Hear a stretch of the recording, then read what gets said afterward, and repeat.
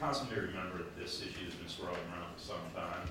And back in January, the city requested and received what was called a supplemental performance report that looked at a variety of issues concerning uPublic's compliance with the contract. There was three specific components that we looked at. First off was there issues involving the amount of programming specifically. The contract calls for a variety of different type of programming. And the programming isn't one size fits all. It requires basically 140 hours per week of local programming on the public access channel, which is 27, and 45 hours of that must be original. In addition, the contract required 120 hours per week of local programming on the origination channel, which is 26, and 45 hours must be original. When you think about it, most of the programming we receive when you turn your television on is not local programming. Most of the programming that would be local programming is local news through network affiliates, Channel 4, 7, and 13. And in order to set up local programming, it's a really costly undertaking and endeavor. Those news stations' budgets are, I think, in the orders of $20 million plus. They broadcast the local news, most of them, for the morning, the afternoon, and the evening, as well as the late evening. Basically, uPublic has a variety of different local shows, which is the Morning Brew, there's a current events program, and about 3 or 4 other programs that meet these requirements. But there was a shortage on how much local programming, and it had to do with their interpretation of what was local, and also, more specifically, what was repetitive or run twice, whether that is considered original programming. At the same time this issue's been going on, as many councilors know, because I've met with several of you, both individually as well as with some other members of the ProView Sports Network, we have an opportunity because ProView is a local sports network that features youth sports, particularly high school sports in the greater Albuquerque area. And they go out, they do live programming of APS and other schools' games throughout the sports season, various sports programs and the like. That typically is considered local original programming. And there was an issue about whether there was enough of that on our public access stations. So what we were able to do was get ProView to work with uPublic and vice versa to try to meet a standard number of hours of production where we could have different types of television productions that dealt with current events, local issues, sports, and the like. And we were able to basically get those two groups to partner where uPublic is going to take over channel, I think it's 27, and they're going to be able to access that to put the sports events on under the uPublic name. The second issue that we encountered was an issue that dealt with the commercials and what are called sponsorship announcements. You might be familiar with when we look at public television and we say this show is brought to you by the McKean Foundation or the like, but there aren't typically advertisements on the stations. FCC has rules about what's permissible sponsorship agreements. And there's attendant rules that deal with the UPEG type channels as well. And really some of, ProView has to basically make money to pay for their production of these APS community-based sports. And we don't have money to give them to do it. I don't think it was envisioned to do it by paying them a contract. So we do allow them to do sponsorships. And we were having some issues with the programming that they were previously putting on the uPublic stations, because we would tell uPublic, hey, one of your producers, i.e. ProView Sports, is getting close to the line. It's a rather tedious analysis that Ms. Eve looked at through the CFRs, Congressional Federal Register, as well as FCC regulations that govern this. And there's certain things that allow them to do sponsorships, but they can't do various types of activities, calls to action. Come down and get your Fuddruckers hamburger. I know it might sound a little foolish because it's a distinction about what is a commercial and what is a sponsorship. But what we tried to do is to work through that and get a system where sponsorships provide a base support revenue to ProView so that they can produce local original programs. And we've had some success with that. But working through it in May and June, that was one of the issues that we had undertaken. We had also looked at equipment needs and possibly getting some equipment to ProView that would allow them to access the stations and have compressed digital data that would be a higher quality, I think it was a camera pack to be able to do additional sports events and the like. And so what we did was we put together a contract supplement which joined those two producers, uPublic and ProView Networks, to meet the requirements of local original programming on both channels 26 and 27. Now there's a third kind of part of the stool, which was quote unquote the previous contractor, and some issues about, well, what about somebody that just wants to make a production and isn't necessarily concerned about production quality or the content related there too. And so we're looking at basically trying to use the Channel 96 as a model to do that, so that all three of these components have a venue, that the fiscal impact on the city remains at its current level, that the equipment and the production of quality on 26 and 27 stays high. What we've done basically is put uPublic in a provisional status of contract compliance with the letter that was sent recently, today actually. And we basically said, we need you to meet these contract requirements. We understand there was some ambiguity in the interpretation of the programming. We're glad that we work with ProView and that we'll continue to work with ProView to support that piece of the puzzle. And we want you to work with the quote unquote. There's some issues, and I think we're all familiar with the dynamics of those folks involved. Yep. Ma'am, Counselor, could we proceed without me being interrupted? Yes. Thank you. But we did put them in condition of compliance. The contract's going to be rebid next year anyway, and so we figure we'll start working on that towards the end of this year, early next year, because it runs through June of 17. So that's where we're at. Thank you, Mr. Perry. Any questions? Councilor Benton. So, Mr. Perry, did I understand you said that if I could paraphrase, the quality has improved and that some of the more, I guess I would call it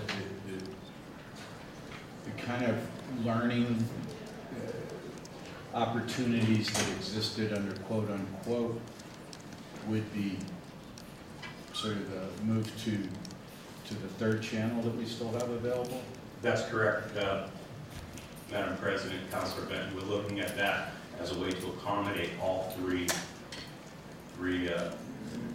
hosts of this initiative. Madam Chair, because yeah, I mean, I think that was a lot of the discussion I heard, and you know, I would watch quote unquote over the years, and you know, it was, some were fairly polished shows, and others were very kind of rough, and people were kind of learning how to be a TV host or whatever, to produce TV content. And my impression was that it was kind of a school for some people, but it was also clearly an outlet for others to produce their programming. And so I think that was a key issue in a lot of the discussions we've heard. And if we're to go this route, to have a third station, I'm concerned as to how that stacks up, how we promote that versus the other, and do we even have funding to do this third station? Councilor Sanchez. Did you want to respond to Councilor? Yeah, just briefly asking that question. Right now, we are not increasing the funding to anyone, basically, other than equipment. We would consider equipment requests. Basically, those are things that are independently produced, and you know, I think it's probably the most efficient way to do that. When you look at the totality of the contract and think they were requesting, you know, 120 hours of programming online, another 140 on the other, and it's pretty tough to do that. And on this, is it station 93 or? It's 96 of it. 96. So with regard to that, will we issue, are you anticipating we would perhaps be issuing an RFP for that? No, what we'd like to do is basically have uPublic just provide the access, the digital access to that. I mean, I think from the perspective of technical requirements, if you produce a television show and put it on a DVD, once you put it into the computer, and there's various programming issues with getting that onto the broadcast system, but it's more of a computer's issue. That's really would be their only role of doing it. That way, we don't have one particular facet in any way being regulated by the other, perhaps. So it would probably serve that purpose fairly well. Councilor Sanchez, sorry about that. Thank you, Madam Vice President. You did state that there were compliance issues with uPublic. You've acknowledged that. Yes, sir. They've had the contract now for 3 years, and the contract's going to expire next year. Being that it's been 3 years, why have we not looked at someone else to come in and take over if they're dealing with compliance issues today? I mean, why are we going to allow them another 12 months if there's problems? I think it's unreasonable, Madam President and Counselor, to actually hold them to an unrealistic standard. I mean, according to their position, they were in compliance because the way they interpret some of the contract terms, particularly as it relates to original programming, whether it could be put on for a second hour and the like, you know. You'll see that sometimes HBO original programming, and they continue to show the series specials they have. I don't know too much about it, other than, you know, some observations like that. But they were really, their production quality and their overall model as far as meeting the requirements was certainly considered what we wanted them to do under the original contract, and they have been responsive. So, you know, we thought working with them was the best idea. And I think, quite honestly, when you look at other major entities, news stations, and you look at the amount of local and original programming, I mean, they're virtually some of the only people that put a local original programming on. Again, those budgets are in the $20 million per station or more, I think, in some cases. According to Mr. Matthews, that used to work, you know, in that particular side of the industry. And you know, for what we put out, I think we're getting a better quality product consistent with what the objectives of the contract were. I'm not denying that the quality is good, but again, this is public access where people in our community should have the right to get on television and to voice their positions and concerns. And I felt that, quote unquote, did a remarkable job in the years that they did have the contract. I mean, the quality may have not been there in the production quality, but as far as the substance and giving information to the community, I thought they did a great job. And they were in compliance for many, many years. And here we've got uPublic, but now you're questioning, and you acknowledge that there's issues regarding compliance. Madam President, Councilor Sanchez, I guess, you know, we can beg to differ opinions on that. When I would watch some of that programming, it's community value, and this is a subjective matter, was to me a little bit less than what we have now. I think that when you look at the programming that's on uPublic currently, the way it's produced, the fairness of it for the sides that come on, provide their perspective, their viewpoint, their comments, opposed to having a program of a bunch of 14-year-olds smoking weed, rolling on skateboards around Civic Plaza. I think a lot of citizens looked at that and said, what is the city putting that on TV for? I'm not saying that that might not be part of the purpose of public access in and of itself, but I think you can make a fair assessment that we would want a higher standard than that, with higher quality. And even if that is the case, I think we can probably accommodate both.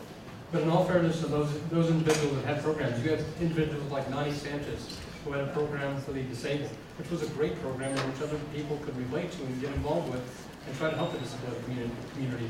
So I think it's fair to say that each and every program was programming that people did not want to see in our community. Because I've talked to a lot of people that really liked the programming that quote unquote put together, because it was truly public television that involved our community. Well, I appreciate that opinion. And Ms. Sanchez was actually approached several times to continue that programming.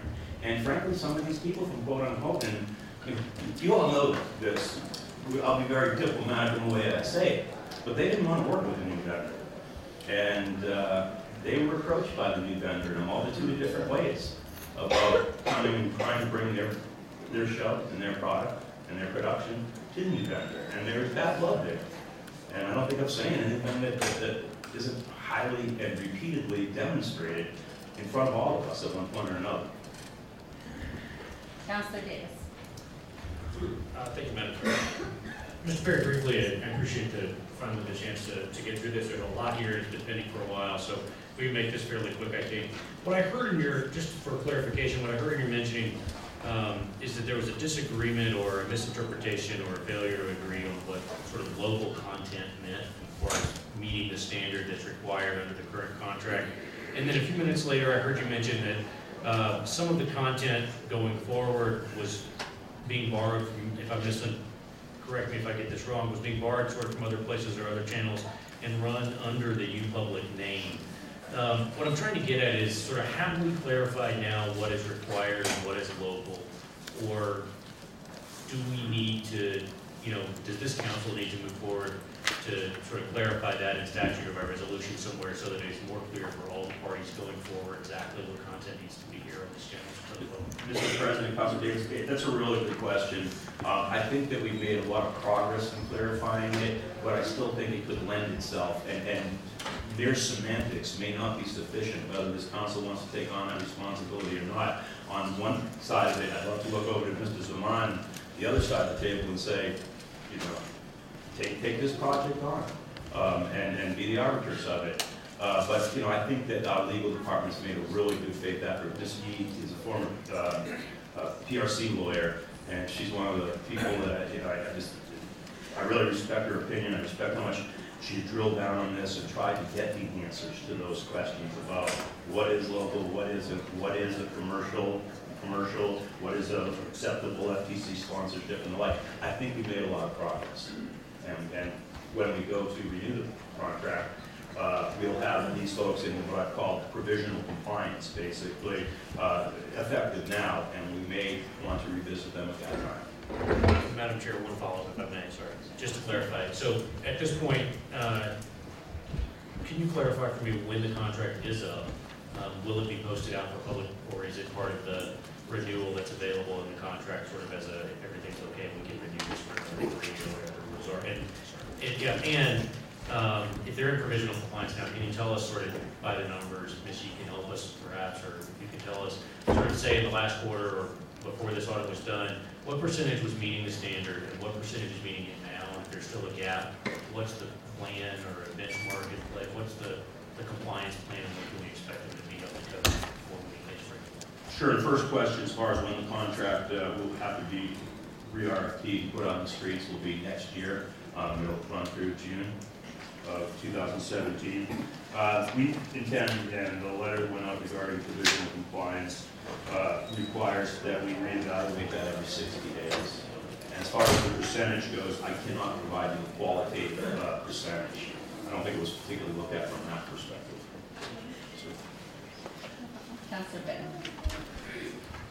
No response needed here, but I just wanted to follow up with what we just heard. So it is subjective, this kind of programming.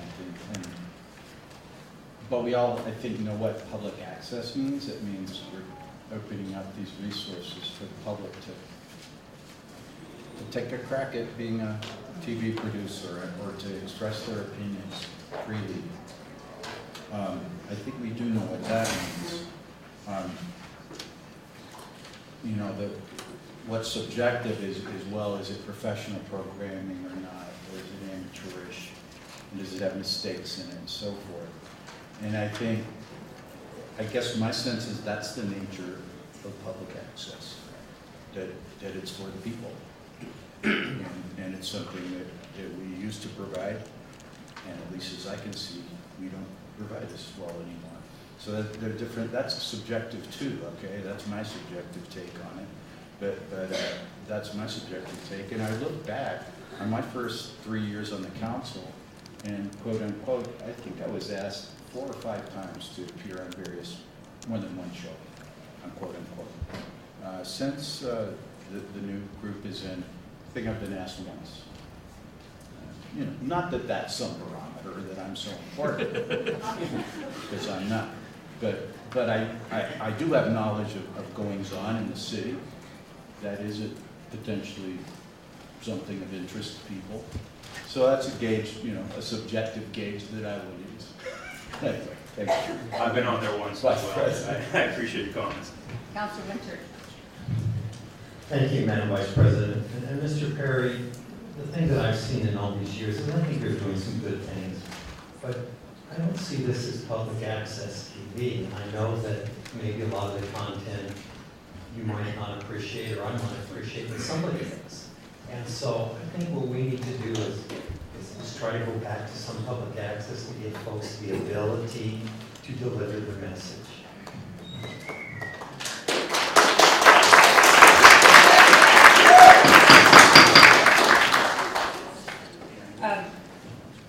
I'll just reiterate what Councilor Winter just said. I just think it's important that we do have, regardless whether we like it or don't like what's on the channel, I think it's important that our community has an opportunity to voice their opinion.